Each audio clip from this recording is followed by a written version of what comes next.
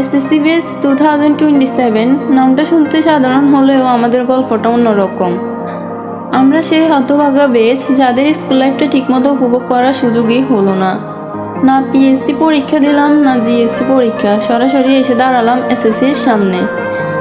একদিকে পুরাতন কারিকুলাম, আরেকদিকে নতুন কারিকুলাম, নতুন বই, নতুন নিয়ম, সব কিছুর এক্সপেরিমেন্ট যেন আমাদের উপরেই চললো।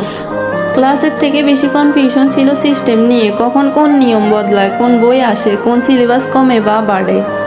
এসব বুঝতে বুঝতেই আমাদের অর্ধেক সময় চলে গেছে। 9-10 লাইফটা সুন্দর স্মৃতি হওয়ার কথা ছিল, কিন্তু আমাদের জন্য সেটা হয়ে গেল চাপ, টেনশন আর অসমাপ্ত সিলেবাসের গল্প। জানুয়ারিতে পরীক্ষা, অথচ সিলেবাসই ঠিকমতো শেষ হয়নি। তবুও সবাই শুধু বলে সময় তো অনেক পাইছো। কেউ বুঝলো না আমরা কতটা মানসিক চাপের ভিতর দিয়ে যাচ্ছি। রাত জেগে চিন্তা, ভবিষ্যৎ নিয়ে ভয়, আর ভিতরে ভিতরে ভেঙে পড়া, এগুলো এখন আমাদের প্রতিদিনের সঙ্গী। তবুও একটা জিনিস সত্যি, এত কষ্ট, এত পরিবর্তন, এত চাপের পরেও এসএসসি বেস 2027 এখনো হাল ছাড়ে নাই। কারণ আমরা জানি একদিন এই কষ্টের গল্পটাই আমাদের সবচেয়ে বড় সফলতার গল্প হয়ে দাঁড়াবে।